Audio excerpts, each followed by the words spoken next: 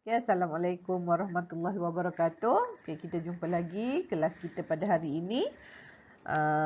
Masih lagi bab 1, penyelesaian masalah secara inventif. Okay, kita masih lagi dalam topik 1.3, percanggahan fizikal. Okay, cikgu akan teruskan dengan 1.3.3 iaitu menjustifikasikan cadangan perubahan reka bentuk berdasarkan pemilihan prinsip inventif, dan 1.3.4 iaitu menghasilkan lakaran produk berfokuskan bahagian yang mempunyai masalah inventif. Okey, murid-murid masih ingat lagi apa yang dimaksudkan dengan percanggahan fizikal? Okey, percanggahan fizikal adalah keadaan yang berlawanan antara satu dengan yang lain yang diperlukan dalam suatu objek. Dan percanggahan fizikal juga dianalisis untuk memilih kaedah penyelesaian yang sesuai. Iaitu memilih kaedah penyelesaian masalah inventif secara pemisahan yang sesuai.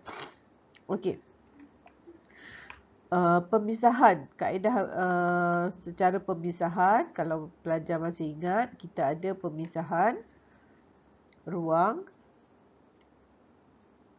dan juga pemisahan masa. Okay, cikgu dah terang dah dalam bab yang lepas. Okay, cikgu harap kamu masih boleh membezakan antara pemisahan ruang dan juga pemisahan masa. Okey, baiklah murid-murid, cikgu akan imbas kembali apa itu prinsip inventif bagi kaedah pemisahan ruang. Okey, kaedah pemisahan ruang ada 7 prinsip. Ada 7 prinsip kaedah pemisahan ruang yang mana kamu kena ingatlah. Okey, yang pertama iaitu pembahagian. Okey, yang kedua pengekstrakan, kuantitas tempat penyarangan, filem nipis dan cengkerang boleh lentur, pengantara dan juga tidak simetri. Okey, manakala prinsip inventif bagi kaedah pemisahan masa, okay, kita ada kedinamikan, tindakan awal, tindakan berkala, tindakan keterlaluan, pengembangan terma, pembuangan dan pemulihan, tindakan berterusan dan juga tindakan berterusan yang berfaedah. Okay, semua prinsip kaedah pemisahan ruang dan juga kaedah pemisahan masa telah cikgu terangkan dalam topik yang sebelum ni, dalam bab yang sebelum ni. Okey, kita akan masuk tajuk kita pada hari ini iaitu 1.3.3 menjustifikasikan cadangan perubahan reka bentuk berdasarkan pemilihan prinsip inventif. Okey, cuba perhatikan meja ini. Okey. Meja ini tidak dapat menampung beban berat. Okey, nampak? Kaki meja bergoyang disebabkan oleh beban yang berat. Okey, jadi sebagai penyelesaiannya, kaki meja digantikan dengan kaki yang dibuat daripada besi sebagai penambah baikan. Okey, maksudnya masalah meja ini dia tak boleh menampung beban yang berat menyebabkan kaki meja bergoyang. Jadi penyelesaiannya, kaki meja ini ditukarkan kepada kaki besi. Okey, untuk supaya dapat menampung beban yang lebih berat. Okey, berdasarkan cadangan perubahan reka bentuk, pemilihan prinsip inventif. Okay, kalau kita tengok tadi, meja tidak dapat menampung beban yang berat. Jadi situasinya meja perlu berat untuk menampung beban yang banyak dan perlu ringan untuk mudah dialihkan.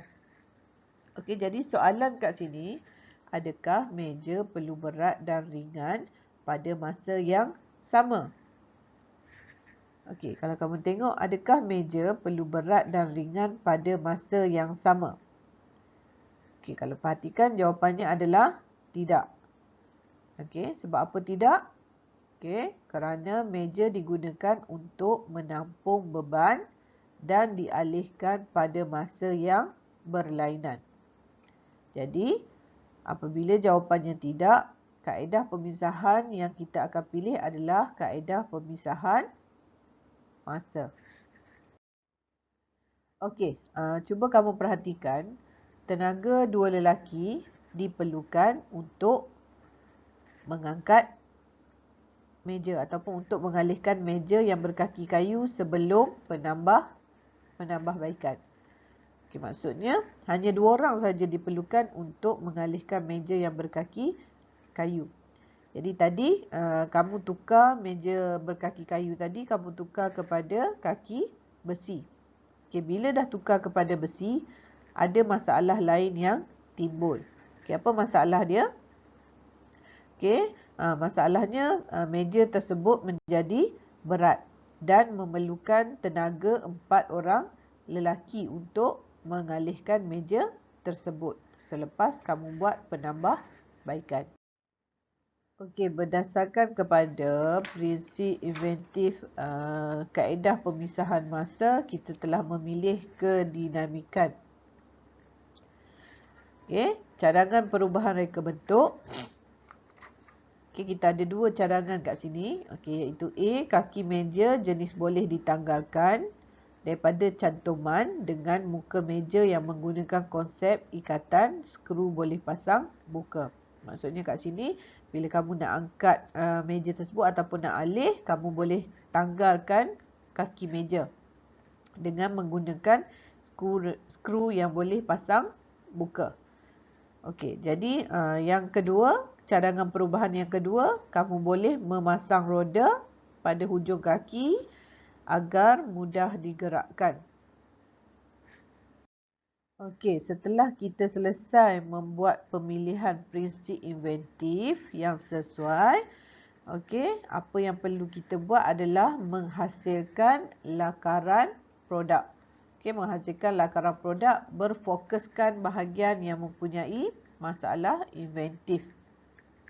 Okey, jadi yang pertama tadi kita kata kaki meja boleh ditanggalkan dengan menggunakan konsep ikatan skru boleh pasang buka. Jadi lakaran kita, okay, kalau kamu tengok kat sini, okay, ini kaki meja, okay, dipasangkan dengan skru yang boleh pasang buka. Jadi kaki meja dipasang dengan skru pada muka meja boleh dibuka semasa kerja-kerja pengalihan meja.